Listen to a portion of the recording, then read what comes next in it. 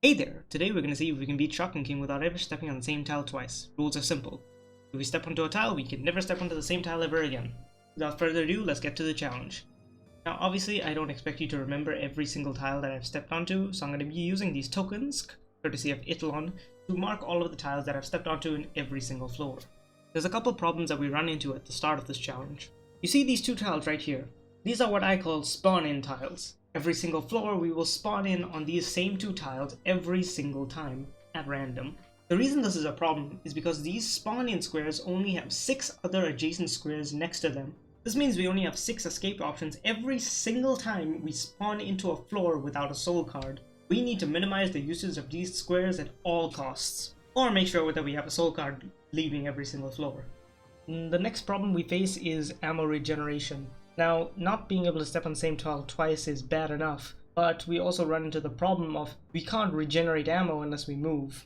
So we need to think of every tile as not just a potential move and escape option, but also a tile to regenerate our ammo in case we ever run out. We have to play this incredibly smart and work on a limited ammo supply to make sure we use as few tiles as possible. Now, as I said before, we need to have soul cards in order to escape the bounds of our spawning island. We want to be using souls to escape this area as much as possible on every floor.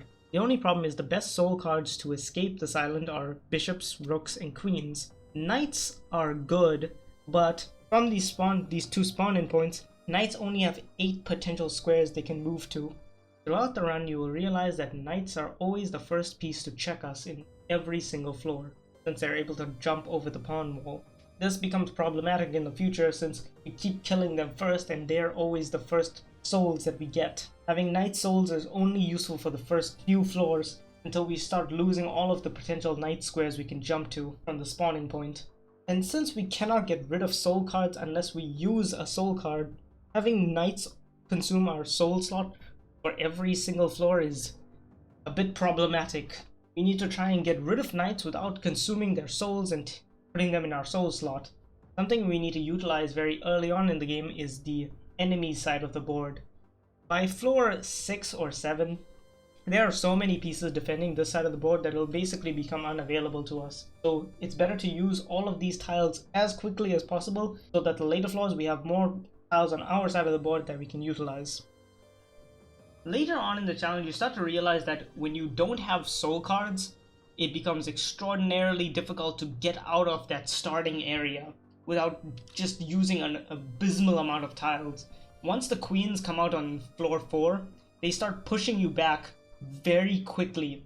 They get out of their pawn wall and then attack you straight away, and if you don't have a soul card, maybe a knight or a bishop by that point, you're gonna get stuck using all of your early tiles. You're not gonna be able to move out of that 8x2 area that you start the game off in. You need to keep your movement options as open as possible for as long as possible. And then on the final floor, just go ham and use everything you got. It really doesn't matter on the final floor because the Big King is such a huge target, you could probably kill him very quickly if you have the right build. But you also want to make sure you don't get cornered by his big body or queens and rooks that manage to get down to you by that point. Let me explain a couple of my choices throughout the run. You saw right at the beginning I had chosen Black Mist, and anyone that knows anything about Black Mist would have been like a little bit skeptical of why I would choose that. Here's the thing, most people can't calculate exactly where Black Mist will send them whenever they get teleported, but there is actually a method. It's a little bit chancy if you have tiles that are exactly the same distance. You'd have to basically gamble on it, and I was basically gambling on it. So Black Mist will always teleport you to the nearest available tile that has no pieces attacking it. But if there are tiles of equal distance, I think from my observations that it will teleport you to the tile to the upper left, then bottom left, then bottom right, then top right. That's what I've seen so far from the teleportation. Those are the standards that I use to measure where I will be teleported whenever I'm attacked by a piece, and there's multiple squares that are of equal distance that haven't been tagged. Sometimes you'll see me actually utilize my Black Mist to teleport precisely onto one square that is available to me, and that's how I'm doing it. I'm not 100% sure, I'm not foolproof on whether that tactic works. The whole teleporting exactly top left, bottom right, top right.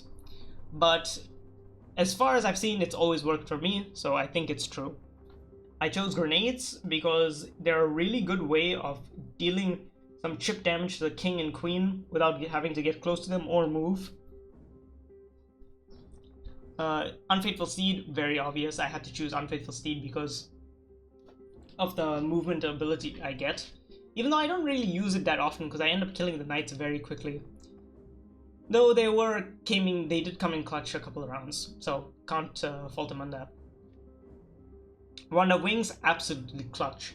Wand of Wings, sending you 3 tiles and not consuming a turn, like as if you were using a soul card and the Sacred Crown, absolutely goated. It saved me many times during the run. Crow, increase to my fire range, beautiful. Gets me more damage at further ranges, absolutely necessary. Ammo belt, more ammo on the later floors, more pieces, I need more ammo, obvious choice. Rats, free damage, completely free damage, especially when I'm killing pawns with the grenades. Perfect for getting rid of the queens and diminishing the rook's HP. Considering they already have ruins that decrease the rook's HP, getting them even further down with rats is just perfect. Sacred Crown. Sacred Crown is incredibly useful. Being able to use a soul card and knowing that you won't be checked no matter where you move. Considering how many squares I don't have right now, it was basically just insurance for me to get out of any sticky situation. Obvious choice. Censor. I just didn't want to have to deal with Nightmare Knights. Not being able to kill the knights is just annoying, and I feel like having another soul card in my back pocket in case I need a knight and a queen soul card on the final floor, very useful. I just chose Jester here because I did not want to deal with another queen taking Succubus. That was just not an option. I don't really mind more pawns, kind of whatever when I have grenades. At this point in the run, I had used up so many tiles around me, I was getting a little bit nervous, but I was on floor 11, so I wasn't too concerned about having so many tiles. I doubted I was going to use any more than 4 or 5 tiles to finish off the final floor, though I was getting a bit worried. Even with the souls that I had going into the final floor, I wasn't sure whether I'd be 100% clear, especially if lots of pieces got to my side being guarded by the big king's body. It was difficult to finish off other pieces on the final floor when the big king is taking all of your hits.